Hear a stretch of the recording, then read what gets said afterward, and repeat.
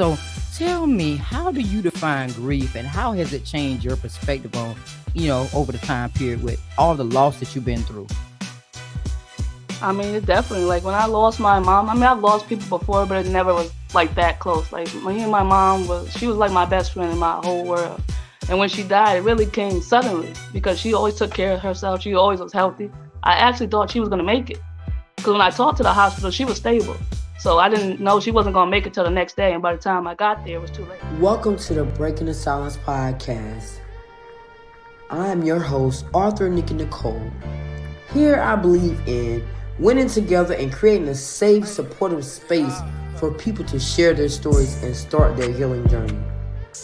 My passion is to help people confront hidden battles, embrace their truths, and take steps towards a more fulfilling life. Every episode is designed to break the silence on topics that often go unspoken, leading to conversations that uplift, inspire, and transform.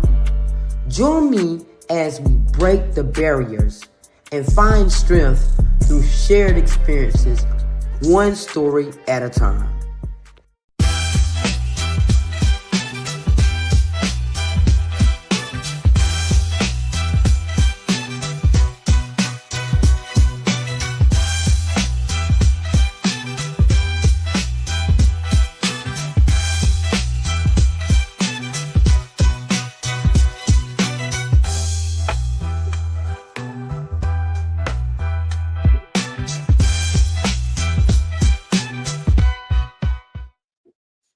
Hey everyone, welcome to another powerful episode of Breaking the Silence. I'm your host, Coach Nikki Nicole, and this is the space where I shine a light on incredible people who are doing great things and making a difference in the world. Together, we will uncover untold stories, break barriers, and challenge the norms to inspire change. Every episode will explore the journeys of individuals who have finally found their voices, overcame adversity, and changing their lives through their passion, their resilience, and purpose. From thought provoking leaders to unsung heroes, I'll bring you the stories that need to be heard and the wisdom that can ignite transformation. So let's get ready to be inspired, to learn, and to join this movement as we break the silence on issues that matter the most. It's time to hear the voices waiting to be heard. So let's dive into today's episode. I am in season 6, y'all. Season 6, still shining a light on amazing people. And today's guest, and Lord, I hope I say her name right. I always mess this up. I should have been like, how do you pronounce your name? But today's guest is Shaazia Terry. She gonna tell me whether or not I said it right. She's a songwriter, a storyteller. She has a story, y'all, that will blow your mind. How she turned her pain into purpose after losing her mom. So after the countdown, please welcome this amazing woman to the platform.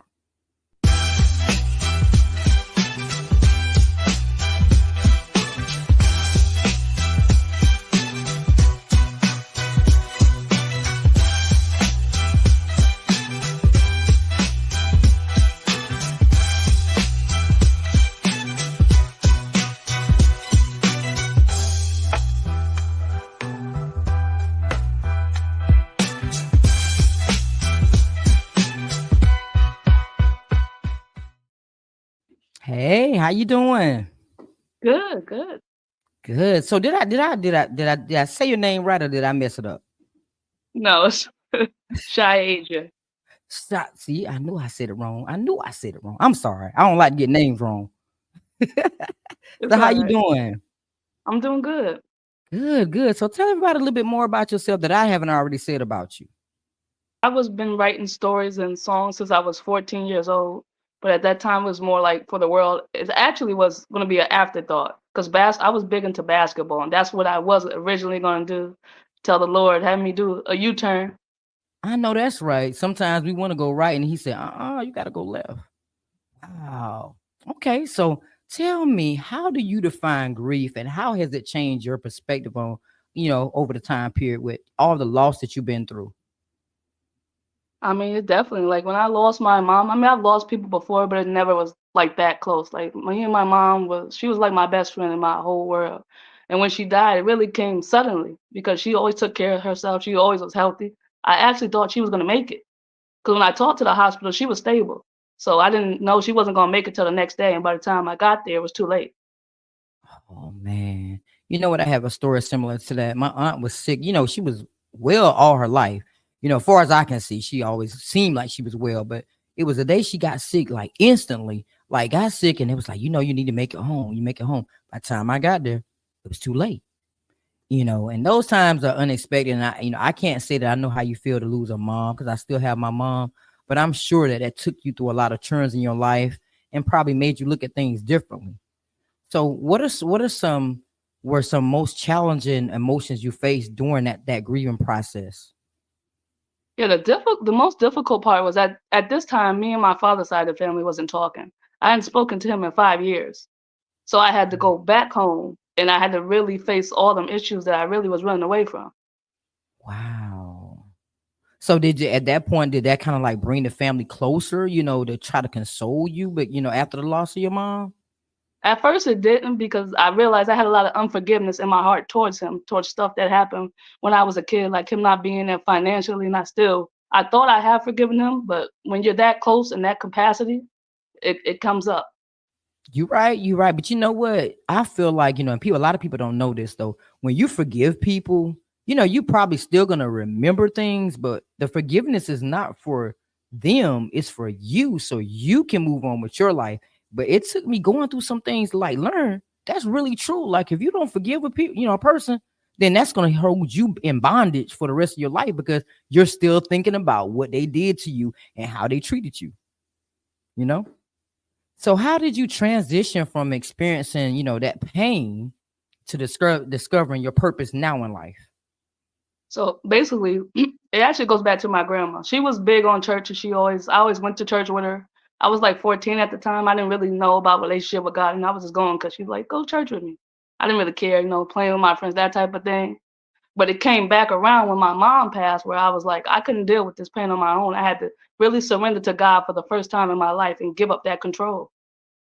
Right, right. See, my mom pretty much might as well say I was born and raised in church.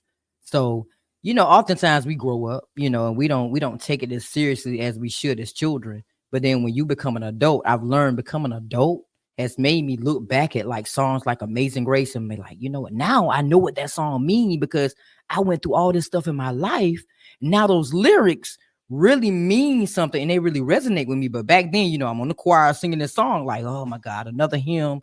But now, after being an adult, I'm like, oh, I know what that means by Amazing Grace. I know what it means to, by and by all these old sayings, the old people would say, keep living, you'll understand by and by. Yeah, that stuff is true. What does surrendering your life to God mean to you? And how did that decision change your whole perspective on life and people around you? Because I'm sure you started looking at things a little bit differently, after you said, you know what, I give up. I'm going to accept God in my life and I'm going to walk this walk. So the first thing would be like knowing that I could trust God. When you build that relationship, it's hard to give that trust when other people have let you down. And sometimes we say that God is like people when he's not. He's completely different. So just being able to trust him and knowing that he wants the best for me, no matter what happens in the situation. But I do think sometimes, God is like people to a degree, even though he has a stronger power and a bigger power. But when I go to God, I talk to God like, he's my homeboy, hey, listen, I'm going through all of this down here. I know you know what I'm going through down here. Can you please lend me a hand down here? I need some help. So sometimes, you have to get down to that point where you can have a conversation as if he's me and you in front of each other. But that's the kind of conversation I had with God. I'm like, listen, you already know what was going to happen before it happened. I just need you to help me.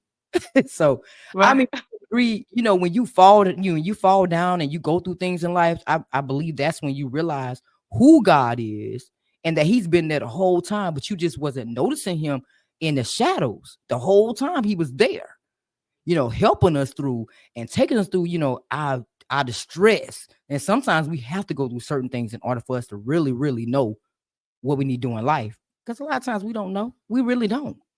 So I think that's if we, like I told somebody the other day, I do this a lot. I said, you know what? We're so focused on people's opinions we don't have to worry about people. The only opinion that matters is God. And when we start thinking like that, then guess what? We're going to move a whole lot differently in our lives because he's watching us. He already knew what was going to happen before it happened, but we keep rewriting our stories. So that makes us take all these detours. So how did writing stories and songs become a tool for you to process your grief and still spread hope in the same time? Yeah, so I actually ended up changing the direction of how I was writing because of my mom passing away. Just trying to bring like more hope, even if it's, God bringing me through grief, that, he can do all things are possible with him. And trying to be more intentional about what I write and not just about me. Absolutely. So what type do you write? Poetry, or do you like write short stories and I songs? I write like novels, fiction, anything fiction as long as it's not like no horror. And stories, I do more like Christian like rap, but I can write anything. Whoa. Let me find out. So do you sing too? Do you sing? Do you perform? No, No. So you just write it, but you don't I'm just perform it. writing now. I mean, God is calling me to perform, but it's very new, very new. Come on now. Now you said God called you. So what does that mean? It definitely means I'm gonna be doing it at some point. You got to step out on faith. You got to step out on faith and let him use you and your voice. It's time. It's 2025. It's a new year. New year, it's time to step out on faith and let God use you to send that message, because that might be your purpose. And when you walking in your purpose, that gives you a new freedom that you be like, oh, so I've been running away from this the whole time. So, but I'm gonna keep encouraging you along the way. You're gonna be singing before you know it. Before you know it. So, what were some significant obstacles that you can think of that you encountered while turning that pain into a positive force? Because some people go through pain, but they find it hard to kind of like shift out of that pain. They get stuck in their pain instead of releasing that pain. So, what are some obstacles that you faced during that time, and how did you overcome them? I had to stop running from it and really like go to God, like, God, yeah, I know everything happens for a reason, but I need your help because I don't understand this. I don't know why I'm back with these people because at the time it was the beginning. Me and my dad was bumping heads at the time. So I need you to make sense out of this. Right. I believe that God gives his hardest battles to the strongest soldiers. And sometimes we don't often understand that at the time because we're going through our thing and we're like, Lord, please. But I really believe that he doesn't give us no more than what we can bear, because he knows that we can handle it. And that's why he put that particular situation with us, because he knew we can handle it. You being able to stand through it all, especially losing a parent, a mom, your nurturer, I feel like that is great that you still was able to overcome that. But you know what? She's still there. She's still there in spirit. She's watching over you. She's making sure that you are on the right path, and you are. So she still has her hands on you, even though she's in heaven watching down. I know that For might sure. not be, something that seems realistic. Like, what you mean? I'd rather have her here with me, but she's still there in spirit. And as long as you know that she's still gonna walk beside you, regardless of that hold your hand, everything else gonna fall in place. It's kind Everything. of funny, but not funny. But I actually wouldn't change it. I wouldn't change any of it because this version of me wouldn't even exist if she still was here. You're right. Sometimes things that we see as bad end up being something good for us, because now you're probably more out of your shell. You're probably doing things that you probably wouldn't have done beforehand. But that was your path. That was the story that was written for you to become the person that you are today. Sadly, that things have to happen that way. But hey, you turn it around to a degree. So for Yeah. that, you should be proud. So what's some surprising, unexpected lessons that grief has taught you on the journey, besides having to deal with the family and them getting to know you as a person? What's something that was unexpectedly that you had to deal with and you learned a lesson from?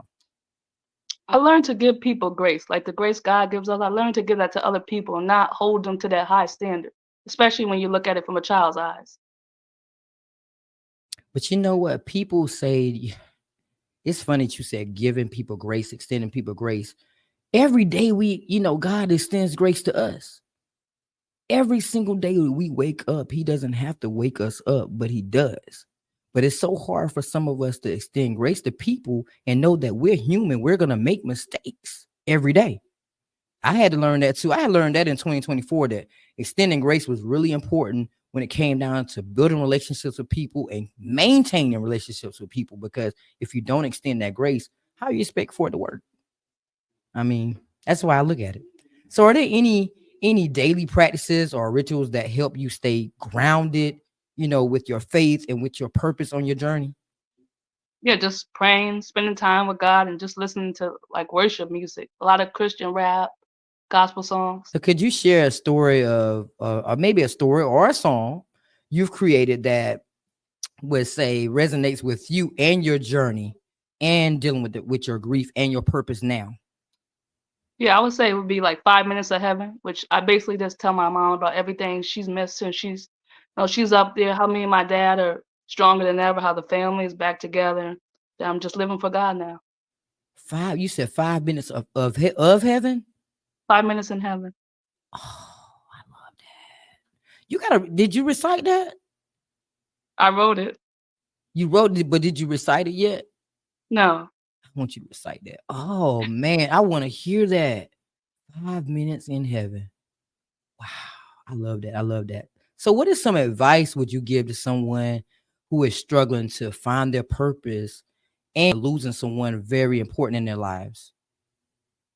I would say this: seek God, spend time with Him. Like relationship with Him is really what changed it for me. I think sometimes in life people find it hard to trust in God. Sometimes you can see things in front of you, you know what's going on. You can't, predict what's going to happen, but you're like, I got to work to make the money to pay the bills, but you're not going to make enough money to pay the bill. But then you also got to trust that God is going to make everything work out for you. And that's having that faith. But some people find it hard to have that faith. So how do you tell somebody that's not, spiritual, that never knew anything about God, as the song said, I'm just a nobody out here trying to tell everybody about somebody. How do you explain to somebody that you got to trust in God, you got to have the faith, even though right now right in front of them, they know that they can't pay this bill. They don't have no way of getting this money. How do you explain to them to still have faith? You just gotta trust in God no matter what. Know that He's always gonna have your back, even if you don't know Him, even if you don't have a relationship with Him. Because even when I didn't, God always had His hand on me my whole life, even when I didn't know Him. Absolutely. Absolutely. So what legacy do you hope to leave behind for those who follow your message? Because I went over your YouTube page. I was like, wow, she has all this inspiration up and down her page every day, and you're getting the views. People are viewing your content. So what legacy would you like to leave with people, and what message at the end? Yeah, the biggest thing I want to leave with people is to be good to other people and be a representation of God, because you may be as close as a person might get to Him. You're right. I always think when I go out in the public eye, like I see somebody on the streets, like a homeless person. And when I see people out there that need help, the first thing I think in my mind was that might be God in disguise. Like you just never know that he might be testing you and how you're going to treat somebody. So it's important that you treat everybody right every single day. No matter where they come from, what side of the tracks they came from, that may be God testing you. And how you gonna react in that situation. But that's another story for another day. But what would you say to someone that, well, I might have asked you that question already about, someone struggling to surrender their pain and trusting God with their journey, but you already kind of touched on that already. So my final question for you is, if you can have a conversation with your future self, what would you say and why? My future self, I would say just continue to keep trusting in God. That no matter how high or how low you go, just keep your eyes on Him and keep it focused on Him. Don't focus on what goes on around or anybody else. Just stay locked in with Him. Absolutely. Well, I've enjoyed this conversation. I can't wait to see you perform 5 minutes in heaven. We're going to go ahead and speak that into existence because God said it's time. So it's time. So this is what I like to call the 30 seconds of fame. I'm going to do your countdown. And then after your countdown, this is your time to tell everybody where they can follow your journey, what's coming up for you in the year of 2025. Any good stuff. This is your time. So after your countdown, you're going to be the only one on the platform. Shine bright.